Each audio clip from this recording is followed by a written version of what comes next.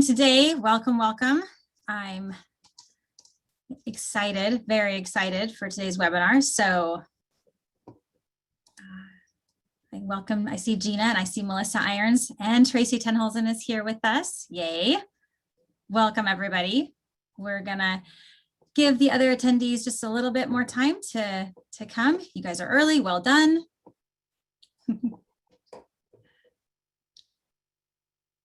Budgets are exciting stuff.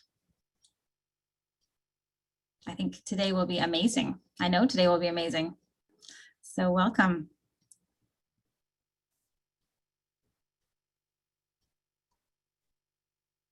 This actually may very well be our last webinar because soon we'll be able to be in person, which is pretty exciting.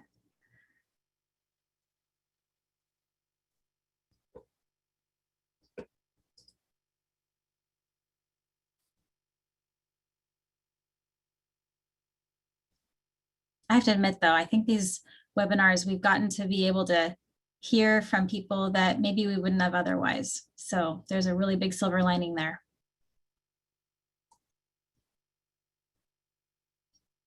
I see Jennifer Tennyson has just joined us. Welcome.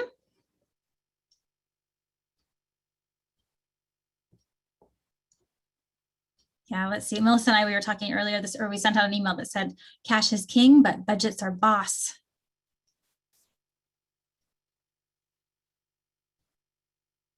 If you don't have a budget, you're up a creek without a paddle. I think that's how that goes. Good deal. All right. Well, we've got a lot to do today, so let's get started. Hello, everyone. My name is Jennifer Vanderbecken with Vanderbecken Remodel, and I am excited to be your 2021 Remodelers Council Chair. And Melissa Irons and I, my vice chair for 2021. We welcome you to today's webinar with Jackie Shaw. We are so glad that you're investing the time to be here and believe that today's webinar will be incredibly valuable for you and your company. So be sure to participate and utilize the chat box. In addition, we'll also have a Q&A open and ready for any questions you have for Jackie. So feel free to type those in. So to get warmed up, let's practice a bit. So go ahead and type in your name or company name, your general locale, and if you hold an NAHB designation as well. And with those coming in, don't be shy. I'll go ahead and read our council mission statement. Also followed by a video message from a past chair, Tracy Tenholzen with Tenholzen Residential. The Remodelers Council is a fellowship of remodelers and associates that share their acquired industry knowledge and business practices, promote the general welfare of their membership, and sustain participation in MBAKS through mentorship, education, and service. So now we have the video. Hello, fellow remodelers. This is Tracy Tenholzen. It's good to see everybody, and thanks for coming tonight. I own a company with my husband called Tenholzen Residential. And I was chair of the Remodelers Council in 2017. The one thing that I would want to say, and actually wrote an article on this when I was chair, is want to make your council better, participate. So incredibly important to get out there and do what you can to be on a committee, remodeling home tour, something to participate in the council, because the more you put into it, the more you get out of it. So I love this council, and when you are a member and you put more into it, you make good friends too. So take care, be well, and hopefully we'll see you in person later this year. Bye-bye. Awesome. That is so true. Thanks, Tracy. We have several new members, council members to celebrate. The most recent are Citywide Home Loans, Tennyson Homes, Home Construction Incorporated, and Luwa Luxury Products and SYY Development. So welcome to all of you. So the past several months have been filled with amazing virtual events and speakers, and I'm grateful to MBAKS staff who have worked so hard to make them happen. A big thank you to especially Nicole Early, our membership council chair, or rather manager. Sorry about that. Another virtual event is just around the corner, and it's a big one. The annual Rex T-Rex Awards. An astounding number of nominees were submitted this year of absolutely stunning projects. So be sure to register. Rex is coming up on Saturday, June 12th at 6:30 p.m. So come celebrate the high caliber of projects our council members generate, along with the highlights of both the Best in Show and the Remodeler of the Year Awards. So register and then tune in. So we have some council members who are working hard in the area of workforce development. Here's a video from Courtney Gebhardt of Blue Sound Construction to explain more.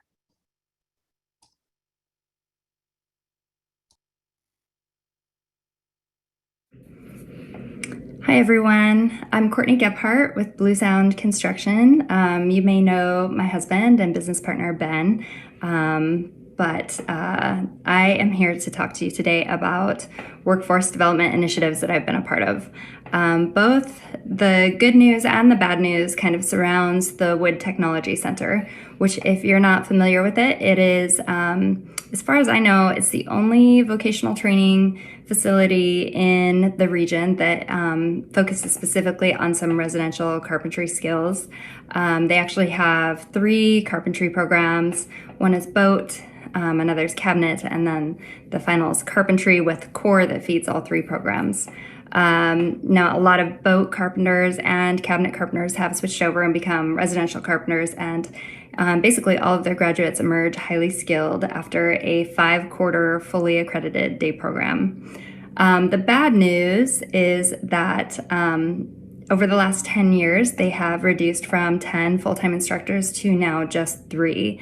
And it looks like there's further budget cuts on the horizon. So Amy and I, as co-chairs of the Technical Advisory Committee, are just trying to daylight and raise our concerns with the administration about this defunding during an unprecedented level of demand for our services and an affordable housing crisis in our region. So we are inviting you to come to our meeting where we will be bringing this issue before the president and vice president of the college. On the good news side, the non-accredited continuing ed side of the college is kind of budget neutral.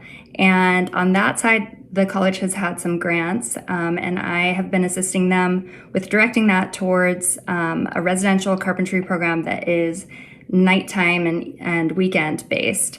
So it's kind of a lightweight carpentry program, but the idea is that it's sort of closer to an apprenticeship model. There will be a beginning and an advanced track for this. So on the beginning side, we are really hoping to draw in more people of color and women and folks who just have been underrepresented in the construction industry, and basically give them a 12-month basic carpentry curriculum in the Home Building Institute's Residential Construction Academy carpentry training program. And at the end, for them to be able to pass the NOCTI skills test that confers a residential carpentry credential that is nationally recognized. On the advanced side, the idea is kind of basically to use that same curriculum, but go a little deeper. The idea being that we take people who are already been working in the field and help them elevate to the point where they can fill in their skill gaps and equip and lay out other carpenters and advance to that lead carpenter or site superintendent position that maybe they haven't quite been able to jump up to. So my ask for the Remodelers Council, I hope you'll listen in carefully, is that we are going to need instructors for these programs. So anyone you can think of that has a little extra time, the night class would just be 2 hours a week in the evening, kind of more of a classroom session.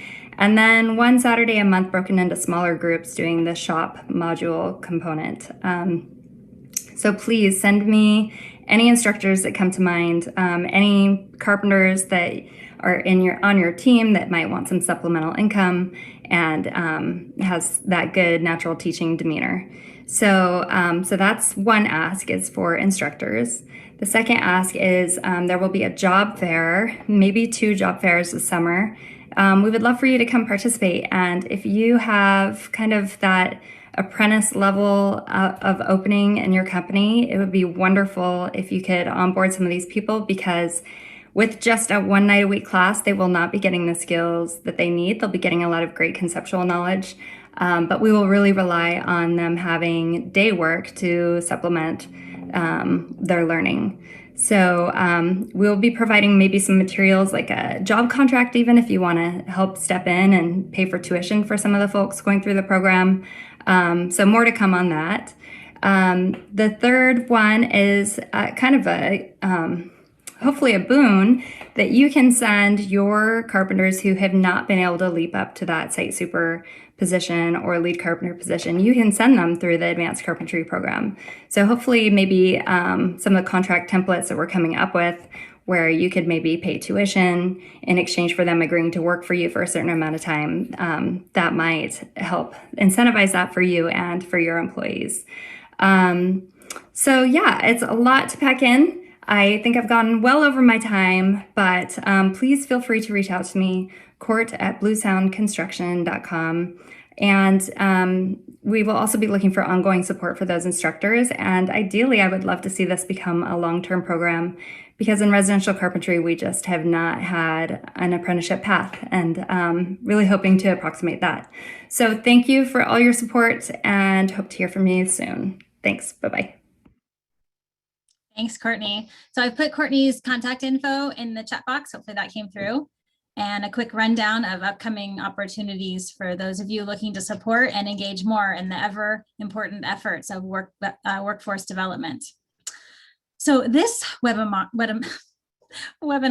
is made possible by some fantastic sponsors, and I would like for them to say a few words. So I'd like to introduce Craig Ball, the Business Development Manager at MBAKS, who will be introducing each of today's sponsors. Craig, take it away. Thank you, Jennifer.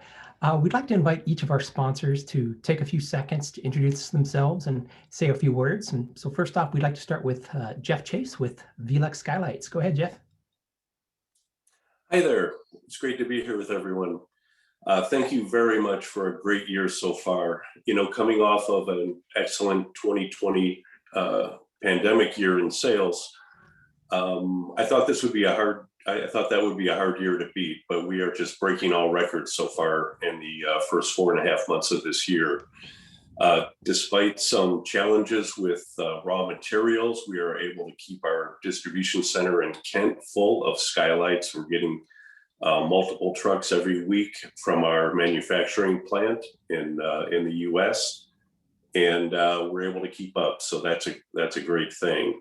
I wanted to make sure that you knew about a couple of new things that we've added to our program this year. One is we have some new standard fixed curb mount skylight sizes. We've got some new standard blind colors. One of the changes to our blind program that's going to be happening later this summer is we'll be discontinuing manual blinds and just going to all solar powered blinds. So who wants a manual blind anyway, right? We don't sell too many of them. So that is going to go away. We'll just have solar powered blinds that are eligible for a 26% federal tax credit. We also have a large span skylight available now called SkyMax. We can go up to 32 square feet of glass. And if you have a structural skylight on a customer's home already and it needs to be replaced, there's a good chance we would be able to replace it with just a single unit that we actually stock at another distribution center on the West Coast. Finally, I would just like to thank Dunn Lumber, the largest VLUX distributor, the largest independent VLUX distributor in Washington State. They do a great job for us. They're stocking product. What they don't have on hand, they can get it pretty darn quick from our distribution center in Kent. So thanks a lot, everyone. Have a great meeting today. Great. Thank you, Jeff. Next up, we'd like to hear from Western Clearview Railing Systems, represented by KDL Enterprises. Wes Taylor, all you. Thanks, Greg. Hi, everyone. So a quick introduction of myself and the company. So I'm Wes Taylor with KDL Enterprises, Western Clearview Railing. I'm the Seattle and Puget Sound North area sales rep. KDL is a family-owned company since 1990, located in Kent, Washington, so very close by. We specialize in manufacturing customized aluminum railing systems. Those consist of all parts aluminum with glass, cable, and different picket options. With our job site measuring capability that we offer and our inside sales team, coupled with our mission and core values, we feel we're a great partner for any needs that you might have. We are made in the Pacific Northwest for the Pacific Northwest. So we really want to support all things local with other vendors that are out there too, with collaboration with them, and as well as contractors and homeowners alike. So thank you. Great. Thank you, Wes. Next up, Milgard Windows and Doors, Karen Watson.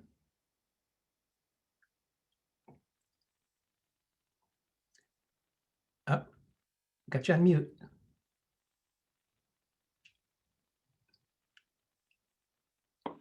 Okay, how about there? We're good. Perfect. Okay, thank you so much. First of all, just really wanted to thank the MBA for offering these webinars, and just a great value add, and super excited to hear about Jackie's presentation today. So my name is Karen Watson, and I'm in the Milgard department. And I have worked for Milgard for 25 years, so seen a lot of changes in the industry. And similar to Wes, we are manufactured in the Northwest for your Northwest products. So very strong support for local community. And with that, we bring a breadth of a full product line with our fiberglass, vinyl, 3 different series, and aluminum. And super excited to have recently just launched the black Trinsic window. So it's an extremely beautiful window, and you'll see the little flyer here right now. So very contemporary, narrow frame, even sight lines, comes with glass breakage warranty.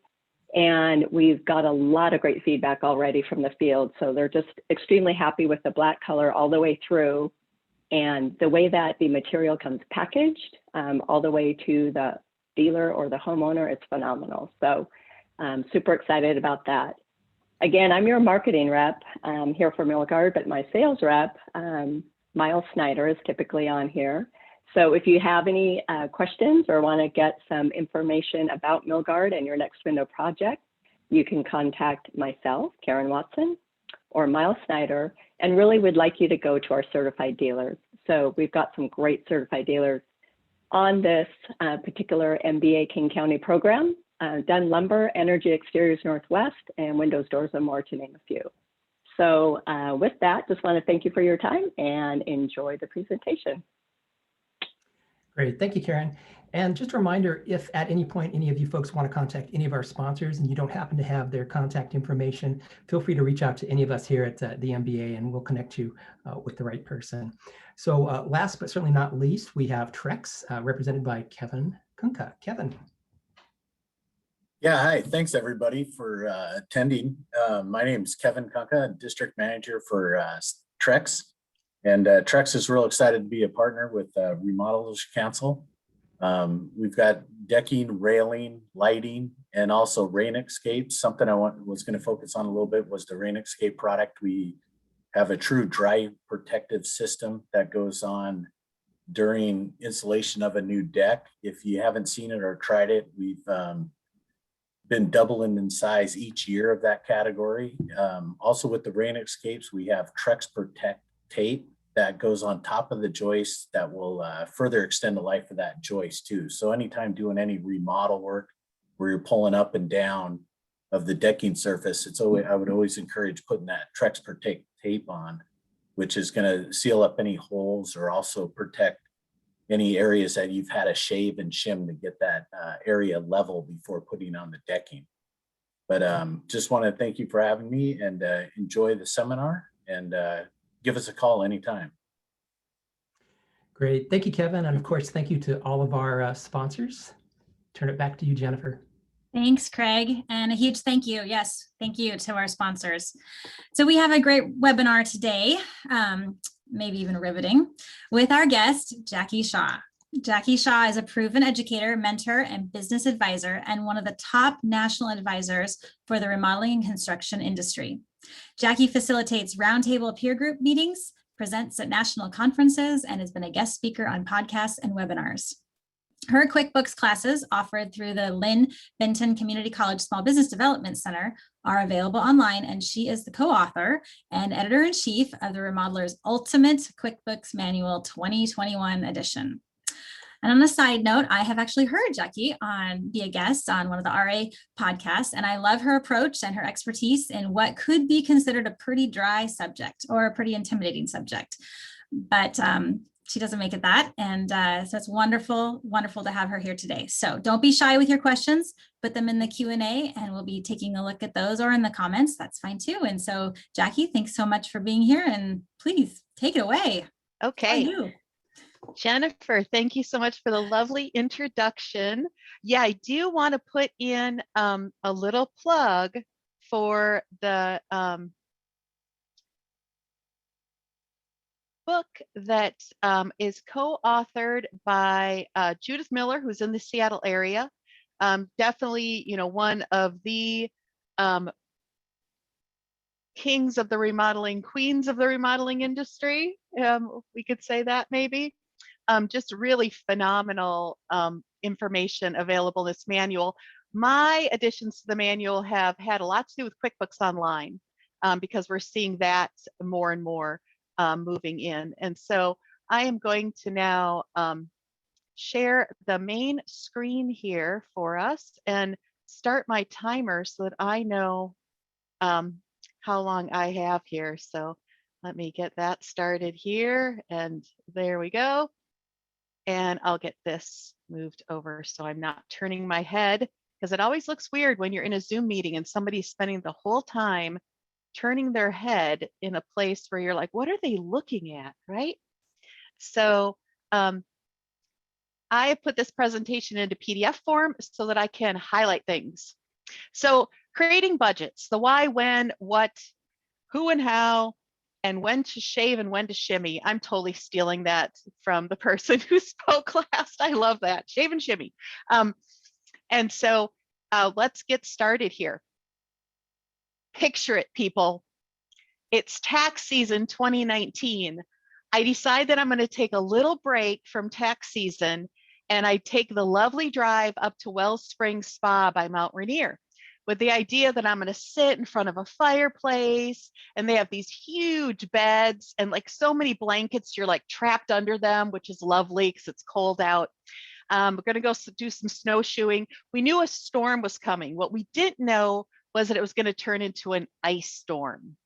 And so if you folks remember this, it was pre-pandemic, so it might have just been erased from your memory, but there was 7 inches of snow at the airport. Like, Seattle just shut down.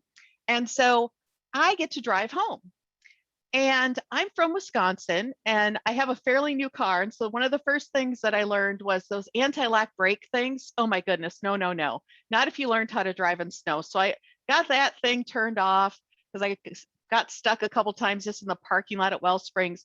I put on my chains, and I'm driving with chains on forever and ever and ever because of the ice. And it was nice just to get the chains off and be able to drive in snow.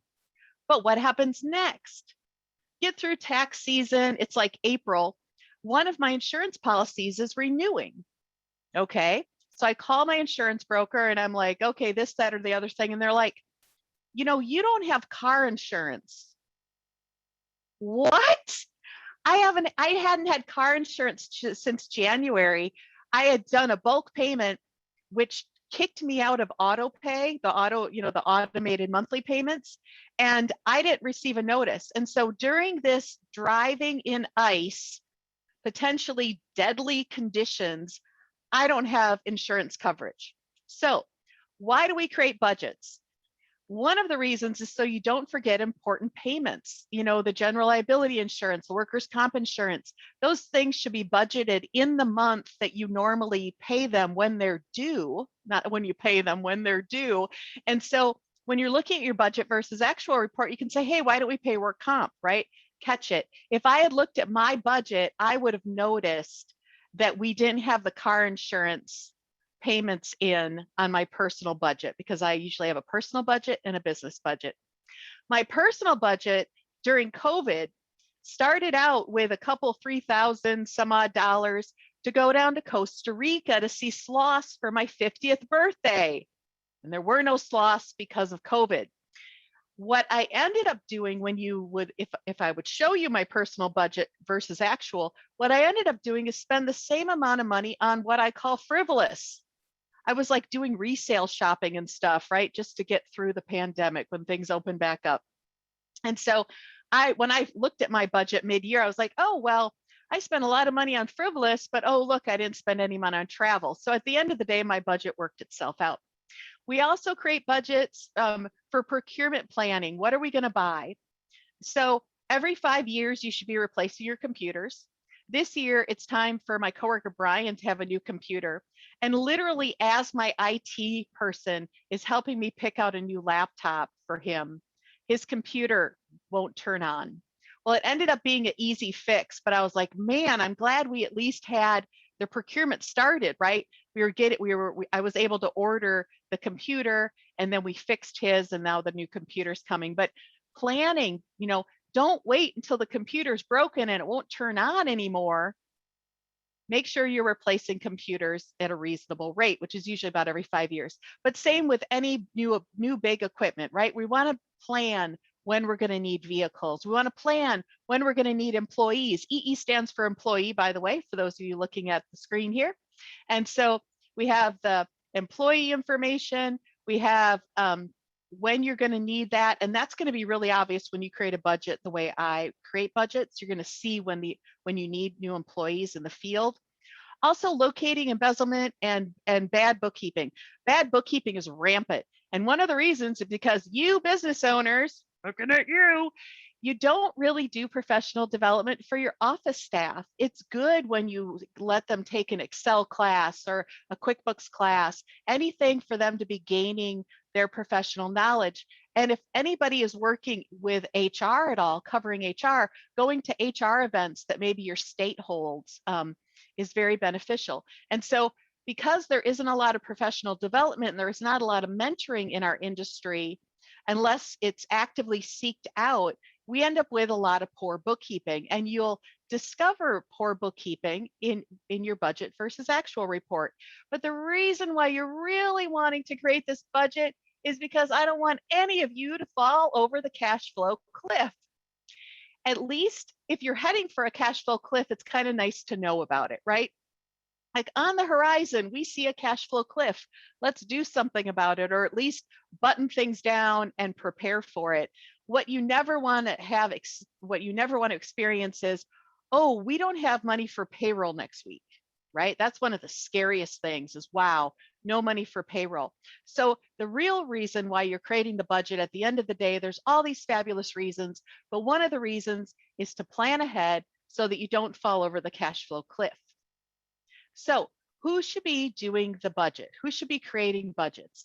Well, first, we should ask some other questions about your company. Who handles your cash flow and cash management?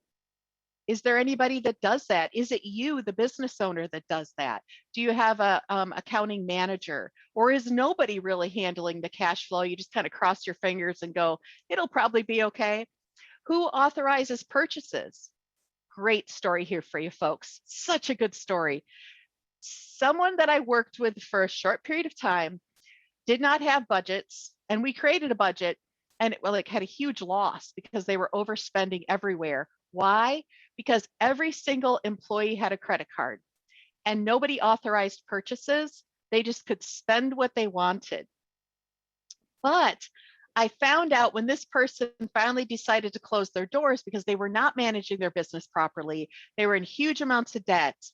And when they finally decided to shut everything down, I found out that they were giving subcontractors credit cards. Can you believe that? Subcontractors credit cards. And so when the owner was shutting down all the projects, he went on site to one of the projects that was going on, and they were going to be putting an HVAC unit. Well, the HVAC unit arrived with a twin. 2 HVAC units showed up instead of 1. What he discovered is the HVAC vendor, subcontractor, was buying 2 units taking one, selling it to another job. And so that all of these are reasons why we need to have good controls on purchasing. Who's allowed to purchase? Ideally, you have like a procurement person once your business gets big enough that can handle all the purchasing, and then they know if it's authorized or not. Because here we are, guy couldn't keep his money under control, wasn't following budgets, and then I find out everybody and their mom has a credit card, and we find out that the HVAC subcontractor is embezzling from the company. And then finally, who's responsible for keeping the budget, creating the budget, and then keeping track of the budget versus actual? Whoops. Some of you are probably saying, well, maybe my office manager or my bookkeeper. Oh, Ellen, she's so fabulous. She'll take care of everything. We just need to tell her we need a budget and she'll take care of it. That is not the answer. Your admin staff are really, really into the details, and it could be hard for them to pull back and not be so detail oriented. They're also usually really already too busy. The big thing is they don't have any power to enforce the budget. If you say you're going to spend $1,000 a month on non-billable materials, so all the masks and gloves and paper towels and everything you buy that you don't assign directly to a job, if they don't have the power to stop whoever's spending more than $1,000, it's not really effective. So we need somebody who has the power to say, this is the budget. And then if people don't stick to the budget, there can be some verbal reprimands and, investigating what's going on. Also, often your bookkeeper or office manager person, they don't really understand your long-term goals. Everyone should really have an annual budget, plus ideally a five-year projection. Where do you want to be in 5 years? Best case scenario. No, not best case scenario. Standard case scenario. Where do you plan to be in 5 years? Do you plan on growing from a $4 million company to a $10 million company, right? What does it look like? Do you plan on getting into design build where previously you've only been doing build? Do you plan on starting a handyman department? So all of these things are not usually fully understood by your admin staff. And so that's why it's up to leadership to create the budget. If you have a controller or CFO on staff, yes, but only if there's somebody that actually knows the business and where things are going. If you have your CPA drop by every quarter to act like your CFO and act like your CFO and review reports with you, well, that's not really the kind of CFO I'm talking about. I'm talking about somebody that really knows the books and knows your business plan and your future plans. Accounting managers, maybe. It all depends on how you use the term. Some people call people an accounting manager when really they're barely a bookkeeper, right? And so that's a maybe, but owners definitely. Owners should be intimately involved in the budget and be reviewing the budget versus actual at least monthly. You could do it after each payroll, really, but at least monthly, because we want to put the budgets in by month. Okay, so what are we doing? We're creating a map. So much like we did back in the olden days where we got out a paper map when we were going on vacation and said, okay, what route are we going to take? How does it go, right? And in Oregon, down here, probably up there too, you need to make sure you have a paper map with you because you might get out in the middle of nowhere and suddenly your phone doesn't have internet access and that map you downloaded isn't quite right. And so, we want to lay out the course of what we're going to do. That's the plan. And so we're documenting the unknown, right? We're documenting the next fiscal year. What is it going to look like?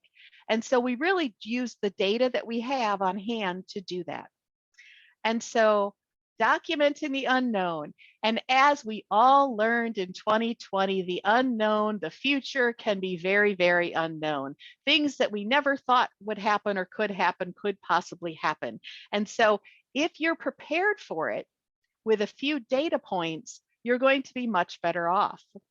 Now, normally this is about the time that people say, how do you expect me to do this? I can't predict the future. How am I supposed to know how much repairs, how many dollars of repairs we're going to have on the trucks for the field? How am I supposed to know that? Well, we can do a pretty good approximation.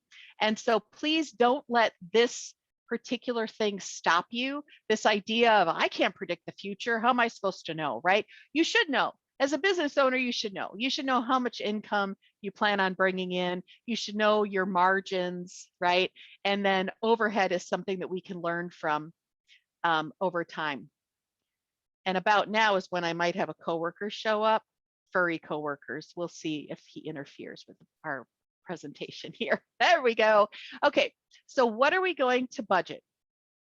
We want to budget your income, and we'll talk more about what that is. We want to budget your cost of goods sold, indirect and overhead expenses. Some of you might not have indirect expenses set up. That's the RA way, Remodelers Advantage way of doing things. Sometimes it's called production expenses. So indirect expenses are all of the things that you pay for that are for the field staff, for doing the production, you know, the software you need for design, the cost of co-construct and builder trend, all of that should be considered indirect expenses because it's part of doing the work you do. It's part of design remodel, but it's not specifically things that we can assign to a particular job. Assets. So we want to budget the procurement of assets, especially if we're paying cash for them, right? Or we're putting them on the credit card and then paying the credit card off. And so those are things that we're going to add to the bottom of the profit and loss budget. What are we going to buy in this next year? Who needs a new computer? Do we need to buy a new truck? Do we need additional vans or trucks in the field? And then liabilities. Generally, we do not put in a budget the liability payments, which are your car loans, your other loans, because for most people, they're a fairly small amount of money. You know, if you have a car loan for $500 a month, that's barely a drop in the bucket when you look at your numbers in mass. But for some of you, probably I would say 5 to 10% of you out there, you are actually in serious debt right now, and you have a lot of loan payments. You may even be thinking about consolidating loans. You've got bank loans and the car loans and everything else. For those of you, we really need to create a budget showing you getting out of debt. It is actually really rewarding if you just know, okay, in 2016, if all goes well, we should be out of this debt. Knowing when that day is coming is very helpful. And for those of you that have extreme debt, we will want to add what those liability payments are to your budget, just so you know, okay, my profit per month is averaging about $20,000, but 15 of it is all going to go to pay off these loans. So that's why we're doing it. We're adding it to the budget so you can know, okay, this should be our profit, but then where's the profit going to go? Profit normally goes into purchasing assets, paying off your liabilities, and then the rest of it goes into equity that can then be owner's distribution and profit that you carry forward into future years. So the answers to all of these things really are in your books, in your accounting information. Hopefully, I'm talking to everybody that's using Sage or QuickBooks, you know, some accounting software, and you're not trying to do everything in Excel. If you're a tiny remodeler and you've been doing everything in Excel, it's time to move because we have so much data we can leverage in our accounting information, and it's vital to leverage that for the bookkeeping. So income, there's some things we need to know about income, and it's things that you as owners should know. That's what contracts are signed, what percent of projects that are in design tend to end up being signed contracts, because that's the percentage of income that's in design, right? If we have, you know, $500,000 worth of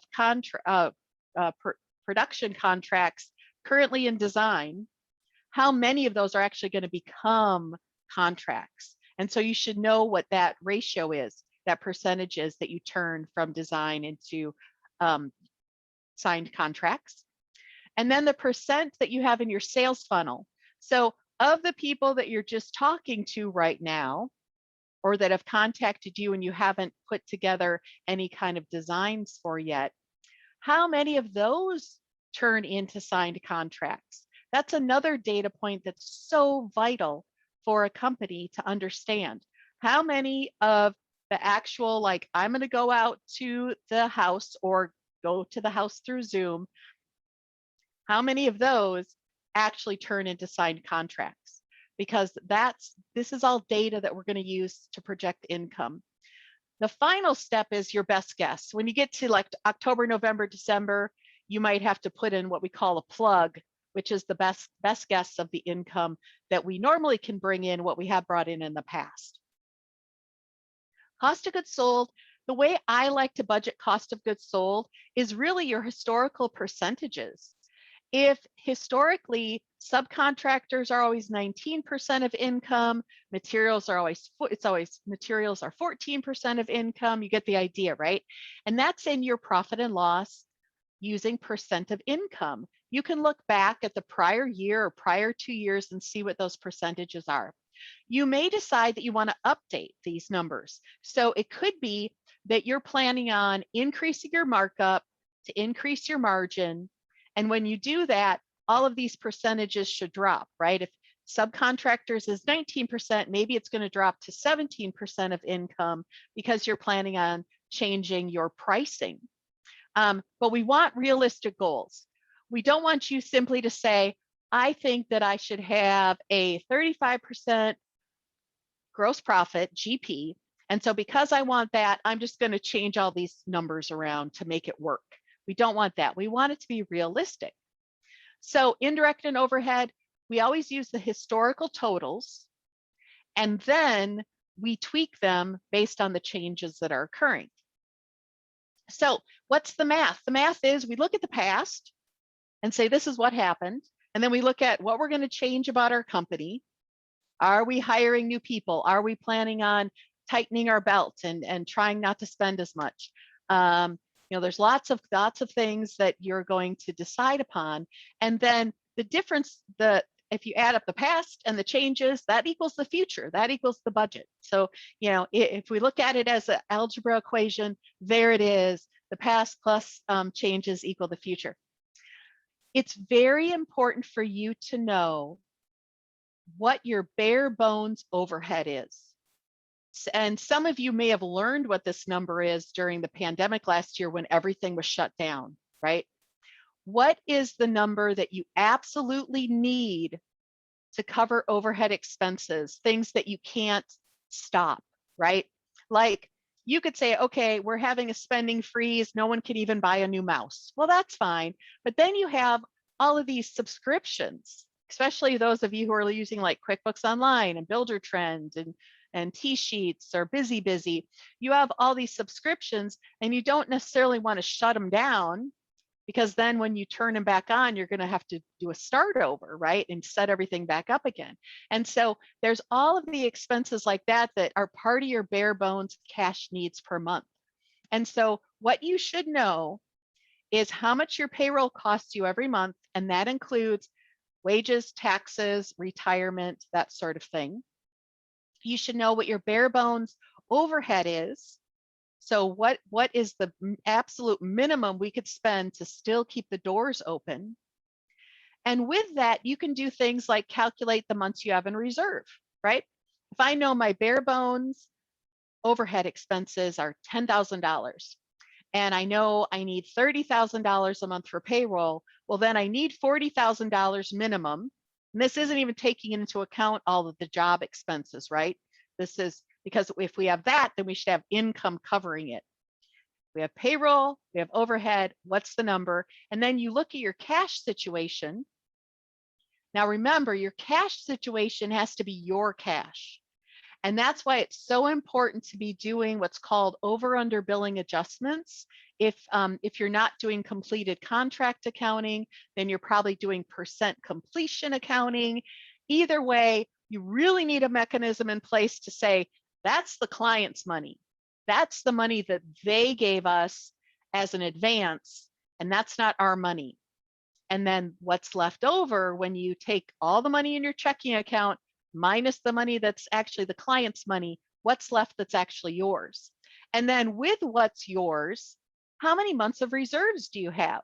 In my example, $10,000 overhead, what did I say, $50,000 payroll or $30,000 payroll, whatever number you come to, how many months do you actually have when you look at the cash that's only yours? And then you look at how many months you could actually cover. You know, some people might be lucky and they might have 3 months of reserves set aside. A lot of us, it's like maybe a month, right? You have maybe the next month worth of cash. And so that's something you really want to look into. Again, how much debt do you have? You know, if you pay a couple $1,000 in loan payments a month, most companies, even the micro business, that's really not a lot of money in the grand scheme of things. But if you're paying off huge debt, like $10,000, $20,000 a month or more that you're paying out, then we want to know how much that is too, because that's part of your bare bones, right? That's part of the bare bones. You need to have that money available to pay your loans. It used to be when we created budgets that we would say good, better, best, right? This is the good budget. We're really planning on being better. And so the better budget's what we're targeting, but the good budget means we're still going to pay payroll and overhead and survive. And then the better budget, which means we're making the income that we're projecting we want to make. And then the best budget, it's like total windfalls, which a lot of you are in that place right now, like total windfalls, like the money and projects are just flying in. And you're like, I can make not just a best budget, but like super awesome best budget, right? But one thing now that we're all aware of is that maybe it should be like a good, better apocalypse budget, right? Like what's worse than the good budget, right? The bad budget, the barely break even budget, right? Are things that we want to be aware of. And so once you create the tool, and the handout that I'm providing provides step-by-step guidance with screenshots on how to create this budget tool. So you start in QuickBooks, export it to Excel, and once you have it, then you can play with it. You can make multiple copies of the workbook and have your good, better, best apocalypse budgets. You can play with the numbers and kind of dial the income up, dial it down, see what it looks like. And so that's where we're headed, is to create a tool for you to use so that you can map out the future, make decisions now about what things are going to look like, make sure that you're not headed for a cash flow cliff and there's these unknown things that you just didn't even recognize or notice. We need the people in power that can make decisions and that can enforce the decisions to be involved in the budget. So we can't just have the bookkeeper create a budget based on last year and you tell them income and they're like, okay, here you go, blah, blah, blah, right? We need to know what kind of assets we're going to buy, if we're going to have liabilities, really excessive liabilities, add that into the mix so that you can be calculating things to make sure that there is still going to be cash flowing after that. The budget helps you to learn to say no. So now I get to tell you the yes lady story. So for your own knowledge base, you know, Judith Miller, my mentor, is up in your area. I am totally okay if all y'all, when you need accounting help, you call Judith. That's fine. Know that I actually, especially locally, I help all kinds of industries. I shouldn't say just I. Get Organized, my company helps all kinds of industries. And so this particular woman was really more of a zealot than a business owner. And I'm sure you've met these business owners, like they have a plan, they're going to change the world, they think this product's the best or whatever. And they're not really a business owner, they're more of an evangelist that's going out and saying, this is awesome, you should all know about this, right? And these people especially are not always very good business owners, and they don't really, you know, take budgets into account. So I made a budget with this business owner, and she provided services, and they were very special services, and she wrote books about the services, and she spoke all over the world. She wasn't making any money. One of the reasons why she wasn't making any money is every single person that called her and said, do you want to put an ad in the high school football pages? Do you want to support the university and put an ad in this? Do you want to do that? Do you want to? She said yes. She just always said yes. And so I would sit down with her and I would say, your marketing budget is you've already used your entire year's marketing budget and it's April, right? What are you doing? And I would look at the choices she made and say, do your clients come from the people that go to high school football games? Well, no. Do your clients come from the people that would go to tennis matches at the university? Well, maybe, right? And so part of creating this budget is that you now have an out. When that person that every time you're out in public shows up and starts telling you how you should give money to this or that for marketing, you can now say, that's interesting information. Send me an email and I'll check my budget. Yay! Now you can blame everything on the budget, right? When someone asks for something, an employee walks up and says, I need to buy this or that. I want this or that.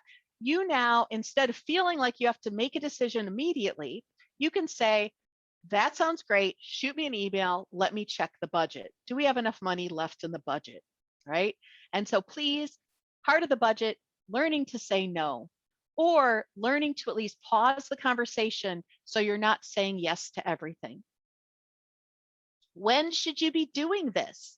Well, your annual budget should be created in October or November of the previous year.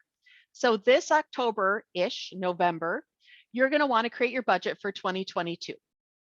And then around April, May, June maybe, you want to look at the budget and revise it for the second half of the year. So maybe we've gotten to May, so we're in May, and you're like, wow, we are so flooded with projects. And we could actually do more projects if we had 2 carpenters. And so you're going to put an ad out for 2 carpenters and hope they can get filled, because we all know the shortage of good staff when it comes to the construction industry. But that means that the second half of the year, you're going to revise your budget to add the 2 new carpenter salaries. Maybe you need to now buy another truck or van. They're all their benefits, like retirement and healthcare, all that stuff. And anything else that those new hires would need, right? Uniforms, you name it, right? There's a whole slew of things that a new hire would need. That happens ideally in the April, May timeframe, maybe June, but checking to make sure that the budget that you created, the prior year makes sense for the second half of the current year. When to revise the budget. I've had so many conversations about this, so we don't fiddle with the budget.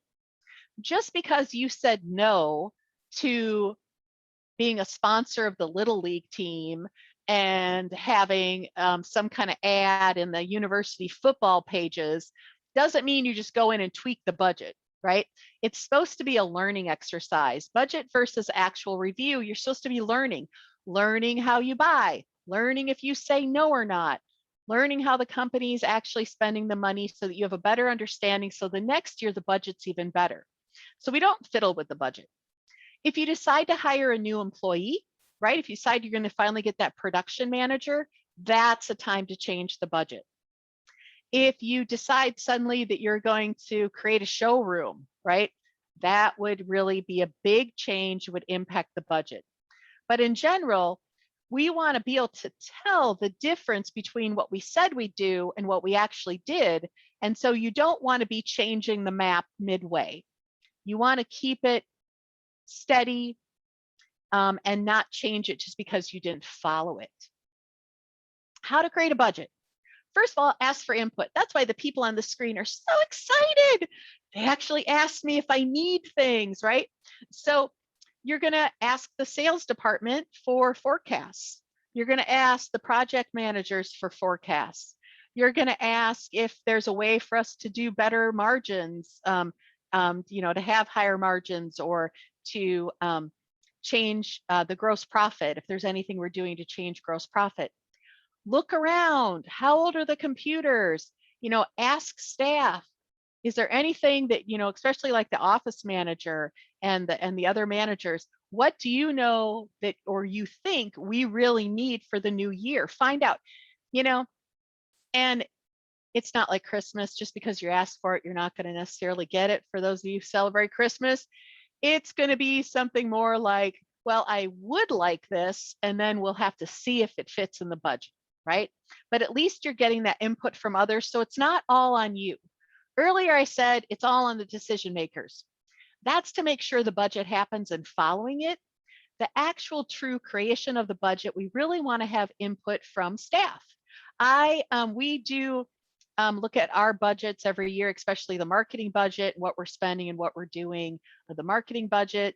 We celebrate this fabulous holiday that was on Monday, Be Nice to a CPA Day. We bring huge bags of goodies and healthy snacks and some alcohol to all the local CPAs we work with. So there's all kinds of things that we're budgeting for, and my staff has input, and that I would encourage you to do the same, right?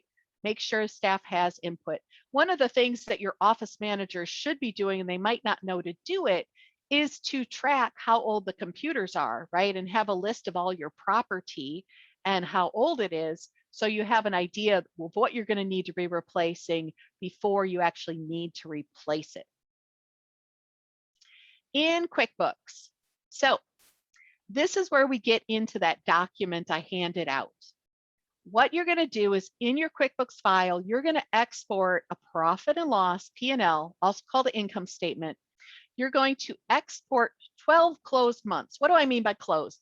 I mean that your bookkeeper has done the reconciling, you've done or they or someone has done any adjustments that are needed, and you're like, okay, like we know October's finished, right? And so then what you would do is run your books from November of the prior year to October of this year. So we have 12 months. That's your starting point. We really just need 12 months of actual data, and then we're going to work from there. We need it to be by month. So in QuickBooks, you're doing a profit and loss for 12 months of closed books by month, no pennies. So you get extra bonus points if you know how to get rid of the pennies, and then you're exporting it to Excel. From there, that's where we make our tool. And so we start with income. We're going to add income in. So what is it? Contract signed. What are the contracts that are signed? When are we going to be invoicing so that those dollars go in each one of those months of when we're going to be invoicing?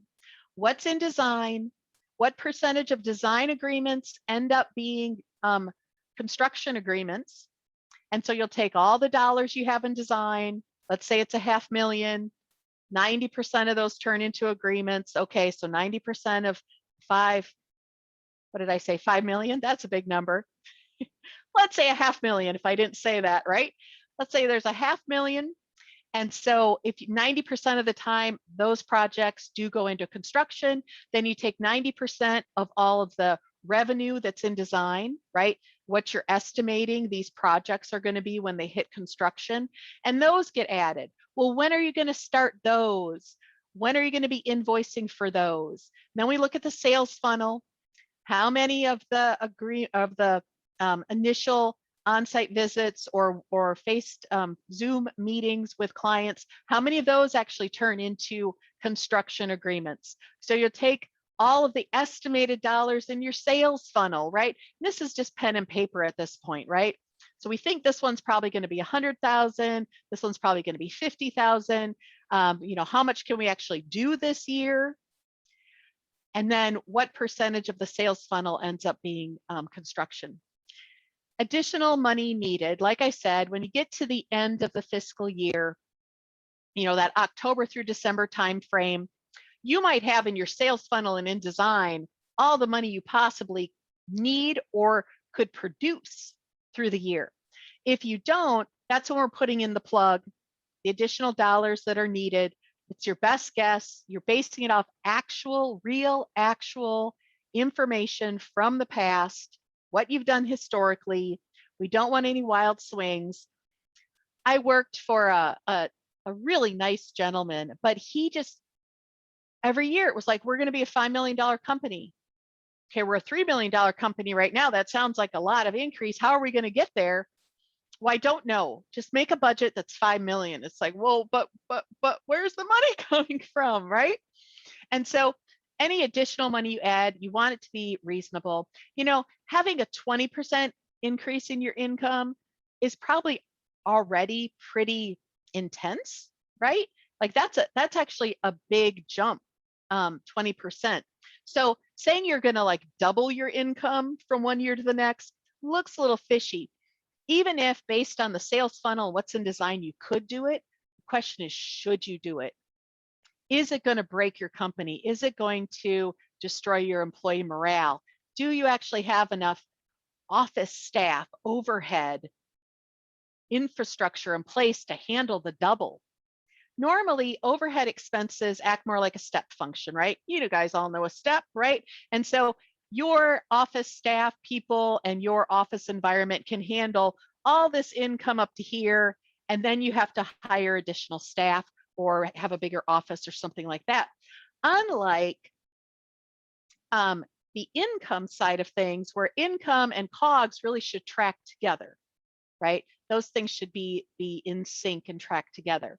And so we want to make sure that when we're adding the additional needed or we're projecting income, that we're not going like way too far out into the world where like there's no way we could even do it, or we don't even know how to do it. We haven't even set up the kind of marketing to handle bringing in that many dollars, that sort of thing.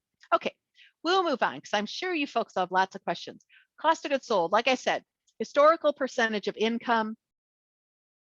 You're going to create one column, and this is showing on your handout.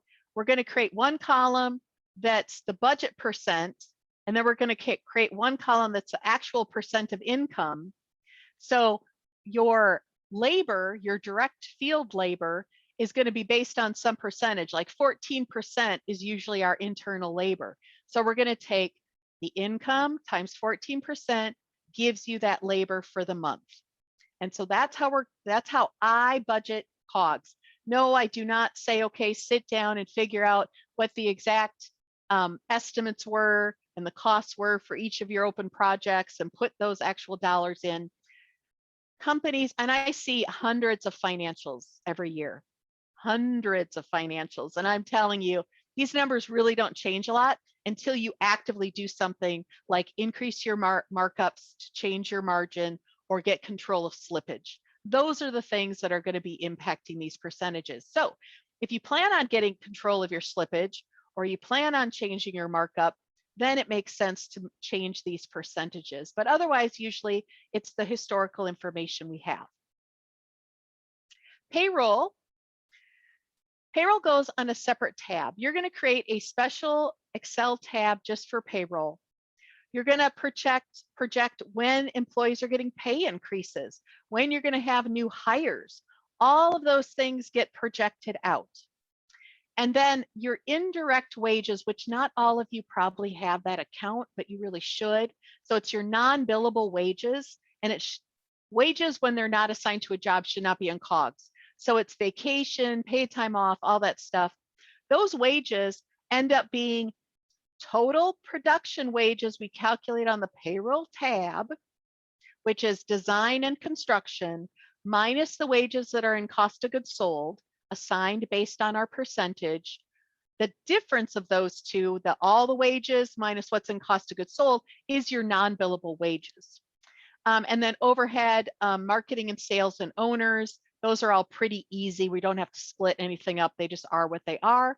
But we calculate how much these different departments are going to be making per month.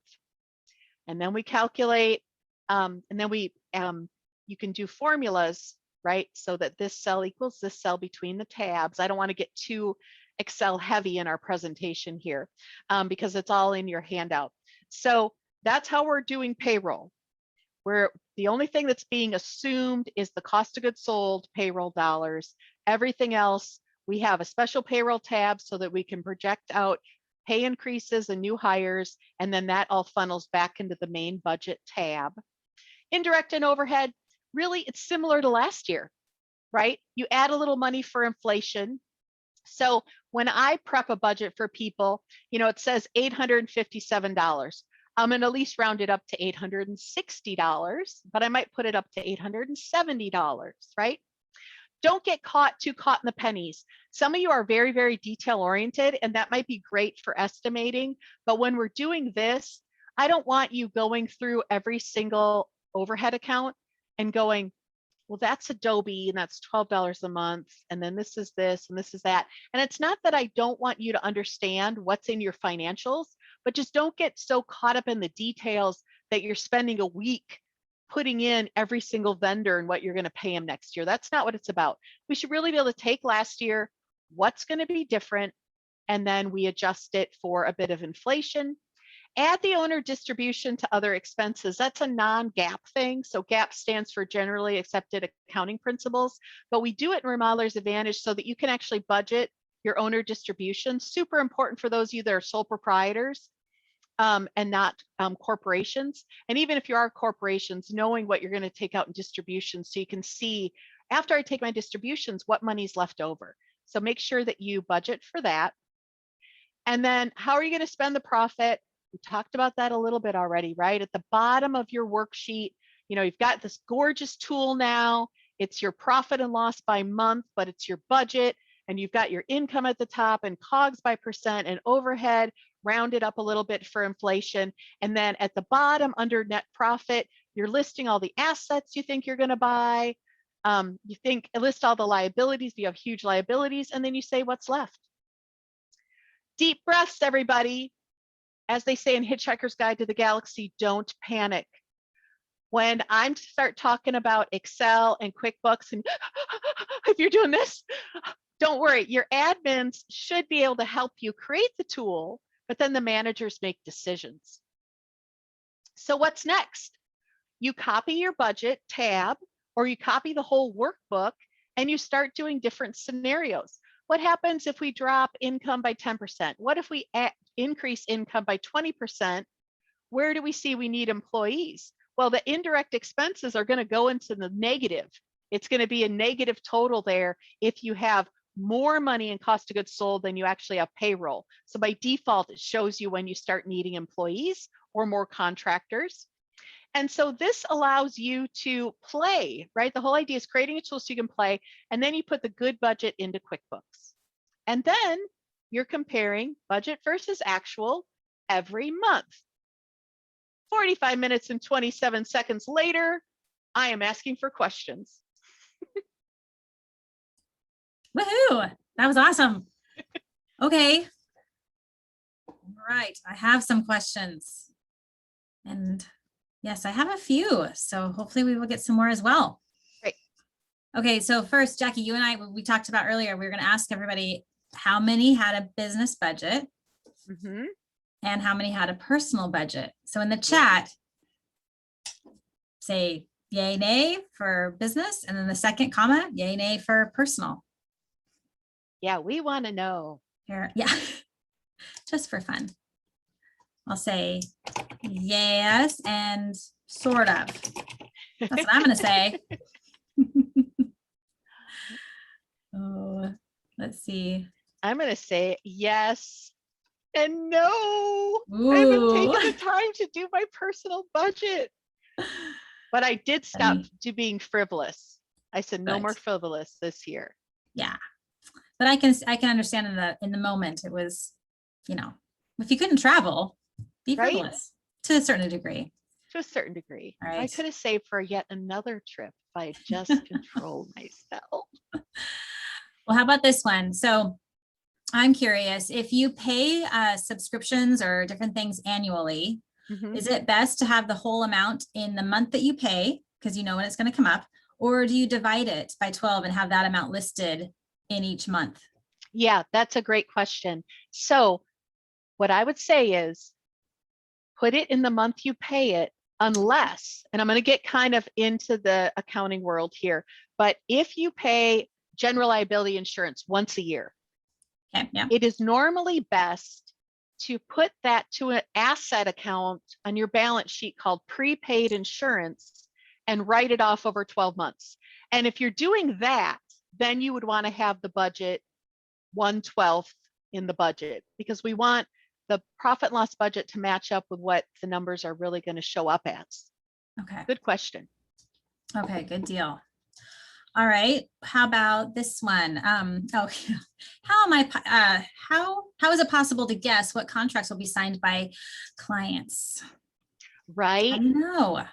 And that's, we all have been there where some big project that we were planning, me included, all of a sudden they're like, nope. And you're like, "Oh, what just happened?"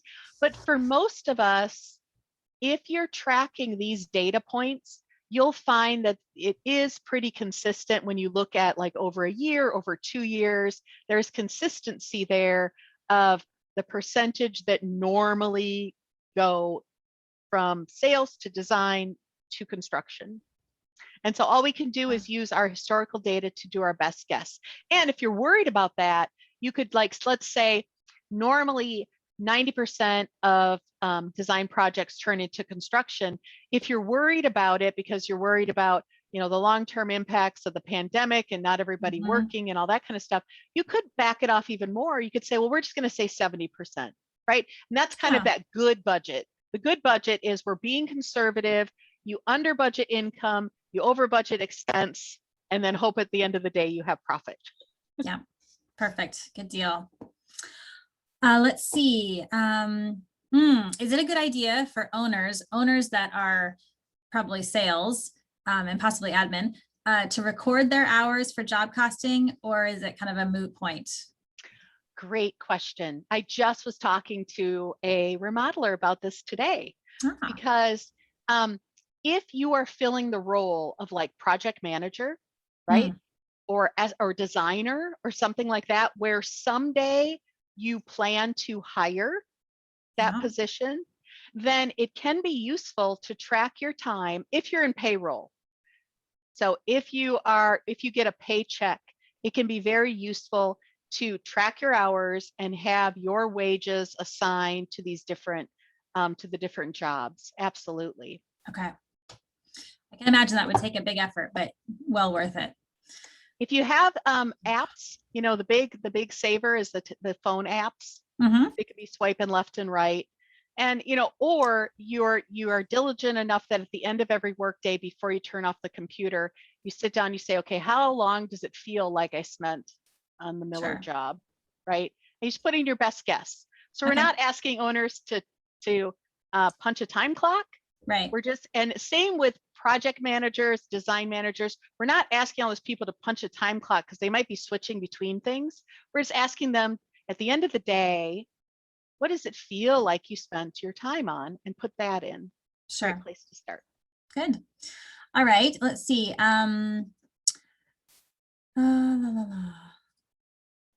So what happens if we create a budget based on all the things you mentioned and the net profit is negative? Yeah. Yes, and that happens. Well, so here's the thing. Step one, it's in Excel. Excel formulas can get a little weird, right? Yeah. And so one of the things that you might want to do is put that budget in QuickBooks so that you can see that what the math really is, right? Because QuickBooks isn't going to mess up any formulas. So that's one. If you really feel like it should have been profitable, instead of fighting the formulas, just put the individual line items in QuickBooks and then see where you're at. The second thing is sometimes people have too much overhead going on. And so you have to increase income to cover overhead. But at the end of the day, if your budget is negative, you have to go back through your expenses and see what you can whittle out, right? What you can get rid of, and look at your income and see if you can budget for more income. It's just one of the, you have three choices, right? First, see if the formulas are wrong. And then the second choice is always what you hear: increase income, reduce expense. Right. Which reminds me, for going kind of back to job costing, you mentioned QuickBooks Online, and now is it now, can you job cost, and is it working for remodelers? Okay, I shouldn't laugh. I recently met with the developers of QuickBooks Online, and I've had 2 meetings with them because I showed them the manual, right? And I'm like, I'd really like to make a manual that's QuickBooks Online only, but right now we can't do that because it doesn't really do a good job. So Right now, we're still stuck with using budget versus actual, not estimate versus actual. But I will tell you that I saw a demo and they are adding estimated cost, which has been the one big thing that's missing, and reports for estimated versus actual to the projects module. So it's not in the main accounting module, it's in that projects module, which does kind of sit off to the side a little bit, but they are listening and they are finally we are finally at some point going to have a form that's an estimate that has cost and price, not just price. And when that happens and they beef up the reports around it, then I will say definitively, yes, you can do job costing QBO. Right now, you really ideally are using a third-party integration in your app stacking, which means you have like 2 or 3 different apps that you're integrating with QuickBooks and stacking. Okay, all right. So what's the most unique challenge that you have seen people in the industry face with all that has happened this last year? The unique challenge or challenges actually. Yeah. Well, one thing that we're seeing is it's in people's best interest for their personal budget not to come back to work. So if you historically haven't been paying very much money to your office staff or your support staff and the helpers, you might not see people coming back into the workforce. And so we have to ask ourselves, are we paying a living wage? And there's some great, if you type in hourly pay needed to afford a 2-bedroom apartment. I know that's a long statement, but there's this great organization that has these graphs of every state and the wage you have to have, hourly wage. And then they have alternate graphs of if you're paid minimum wage, how many hours you have to work to be able to afford an apartment. And so I think that's one of the big takeaways that a lot of businesses are experiencing is, wow, maybe we haven't been paying enough, right? Right. And so I think that's the first one. And then the second one is just keeping up employee morale. We've all been separated. Now that we all can come back together, celebrating the fact that we can come back together and respecting the fact that some people might not be over the fear of COVID. And so you might have people coming back and they want to wear a mask and they don't want to be around people. And so we have to navigate that. Yeah, absolutely. Great question. Let's see. Oh yes, indirect expenses. So you kind of talked about it a little bit, but maybe could you talk a little bit more about indirect expenses? Yeah, so when we look at overhead expenses should look fairly similar from industry to industry. Okay. If I have a physical therapist and a remodeler, I should be able to look at overhead expenses and they should be pretty similar. Marketing, office supplies, rent, right? Utilities, and overhead staff. The indirect expenses are all those things that are unique to remodelers. Small tools and equipment, non-billable materials, field staff education, uniforms, field cell phones, all the field technology. All of those things are bundled into something that we call indirect expenses in the manual and in Remodeler's Advantage. And we treat all of that as part of your labor burden. So I'll give you a quick labor burden. Judith and I have this double rule. If you pay someone $20, you need to double it to 40 to get to what they really cost you. Because that cost for remodelers is much more than PTB, payroll tax benefits. The benefits for field staff and designers should be in indirect expenses, but we also have their non-billable time when they're not working on jobs, but they're getting paid for whatever reason, right? Yep. And so we take the indirect expenses is part of the labor burden. So we, the cost of the field vehicles and the uniforms and the small tools and equipment, it all gets added pennies on top of the cost of that person's hourly rate. And that's where you get the first double. And then you need to double it again to make any money. So a $20 hour in a person, the double says $40 is what they cost you, $80 is what you should charge for the price, for the hourly price. Okay. Because usually it works better if, for remodelers and estimating, it usually works better if you're taking hours times price, and then you're doing a markup on the subs and materials. If you're taking your, if those of you in the audience right now, if you're taking your employee's hourly rate or hourly rate plus taxes, and you're adding your markup onto that, you are losing money. Okay. Got it. Good deal. So which one do you recommend? QuickBooks Online or the standard program? Really still, and it's going to be with us for a while because QuickBooks Online is not up to speed. QuickBooks Desktop still really is the best product for the remodeling industry.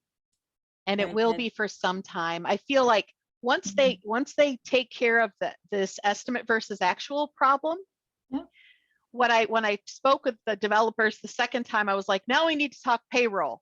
And they're like, whoa, that's a different department. And so QuickBooks Online payroll can be really painful. There is a way to do job costing. And so and it's in the manual, there is a way to put, some of the carpenter hours into the Miller job and some of it into indirect non-billable. There's a way to divvy all that up as long as you're using the timesheet feature, and get the taxes to land in the right spot. All that can be done, but wow, if somebody did the timesheet wrong and those dollars ended up in one bucket instead of another, it's not easy to fix it like it is in QuickBooks Desktop, where I could just go into the actual paycheck and just go blip, right? Yeah. And what we found is the standard QuickBooks, but using a cloud-based program, so we can pop it up to the cloud and our accountant can take a look at it. Yeah, I'm gonna do a plug for 2 cloud apps. Bright Networks is great if you have a lot of people that need to access the file at the exact same time, and especially if you have people that are using Macs. QuickBooks Mac, Desktop Mac is a good product too. So Mac users, QuickBooks Desktop Mac, they tried to kill it, and luckily the Mac users revolted and they brought it back. And so that has a lot of good features as well. So the other thing though to think about is QBox. QBox only costs $12 a month. It's like Dropbox, but for QuickBooks. And if you don't need a lot of people in the file at the same time, that's the way to go. That's what we use. That's what I use too. How about that? Yay, Jennifer. Amazing. All right. Well, I think I have one more question. If I'm looking to hire outside bookkeeping and budget support or budgeting support, what are some key questions I should be sure to be asking to find the right fit? Yeah. So the first question that you want to ask a potential bookkeeper is, when you start a new job or you take on a new client, how do you know what to do next? And the answer should be, I look at what has been done historically and I do it the same way. What you don't want is somebody that does bookkeeping their way. You need to have your bookkeeping done your corporate way, which ideally you're all in the process of creating accounting procedure manuals. So you can just hand someone a PDF or a 3-ring binder and say, this is how we have to have our bookkeeping done. Because I will tell you, a bad bookkeeper or somebody that just downloads the bank feed and like codes stuff willy-nilly, they can destroy your QuickBooks file online or desktop. They can destroy it in a week. I've watched it happen. It's sad. So we need to know they're going to follow and do things our way. We need to know that they're just not really data entry clerks that use the bank feed and kind of code stuff, maybe right, maybe wrong. And so that's the first question to ask. How do you decide how to do things when you start a new project? The second thing that you will want to ask them if they have any experience with job cost accounting, right? Have they ever done that process before? And there's a lot to it. I will interview potential staff for clients because I talk accounting, you know. But really, you know, some of the best bookkeepers that I've ever trained from scratch, like starting with I know nothing about accounting to being awesome, have been like mechanical engineers, you know, and just people that know math. If you have somebody that knows math, loves technology, wants to learn, is interested, you know, likes having things look good, you could probably have somebody mentor them and have them turn out better than hiring somebody that says they've been a bookkeeper for 20 years, right? That's pretty cool. Yeah, it's real. It is. Yeah. And like my assistant Macy, I don't want to take up too much time, but my assistant Macy, she started being my cat nanny at 18 or 17. At 18, her mom said she's really interested in QuickBooks. I taught her all I could because she was a client, you know, and so she's teaching her how to do the business accounting. She said, I think she'd like to have you, you know, work for you. She's been amazing. I mean, she just turned 21. When it comes to technology, the Generation Z is just like, you know, I mean, they just get it. Yeah. And so that there isn't that border. I do want to say one more thing for everybody. Okay. About bookkeepers. There are two disabilities that are in the bookkeeping world, and this is a great thing to ask the person you're thinking about having as a bookkeeper. You can say to them, which one of these disabilities sound more like you? The first one is a completionist. A completionist is going to fill in every single field in QuickBooks, whether you need it or not. And the rule has to be, we only create data we're going to use. So we don't want them filling in every single field and making stuff up. I freak out. I go in and I like go in the employee center and like they said like Bob is white and he wasn't a veteran and all this stuff. And I'm like, how do you know this? Did you like have Bob fill out a piece of paper saying he's white and he wasn't a veteran? No, I just thought, you know, it just looked like it. And so completionists can be really dangerous, but they also are wasting a bunch of time because they're creating data we're not going to use. Right. The other person is the perfectionist. The perfectionist will spend 3 hours looking for the 30 cents in the reconciliation that isn't tying out. So ask them if they're more tending to the disability of completionists or perfectionists. Either way, at least then you know who you're dealing with. Sure. That's funny. Oh man. My world was opened up when I found out about journal entries where you could say, yep, that penny couldn't be found. So we're just going to stick it in here like this. Yes, exactly. It's fine. I don't do that, but at least I know where, yeah. I mean, that's the thing. I always tell people we should, you know, part of your accounting procedure manual should be your policies. And it's good to have a policy that says, if an account is off by less than $1, please write it off to miscellaneous expense and move on with your life, right? Yeah. As owners deciding how much variance you're willing to deal with. Sure. Very good. Awesome. Well, thank you. Well done. That was outstanding. Thank you so much. And thank you all. Yeah. I'm so grateful that you invited me. I'm honored to be here. Please take your handout, which is the step-by-step instructions on how to actually do this in QuickBooks and Excel, including example formulas, so that you and your bookkeeper or whoever's going to help you can work on creating your budget. And even if you didn't create a budget for 2021, there's still time. And Katrina put your contact info here, but it's easy to remember, gogetorganized.com. Yep, that's right. Thank you. Perfect.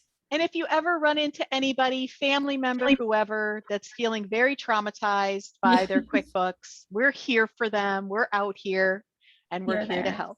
Awesome. Thank you. Thank you, Jackie. Thank you. And thank you to all of our sponsors for supporting us, our council, and this webinar. VLUX, Trex, and Western Clearview and Milgard. We appreciate you very much. And everyone, have a wonderful rest of your evening. Thanks for joining us.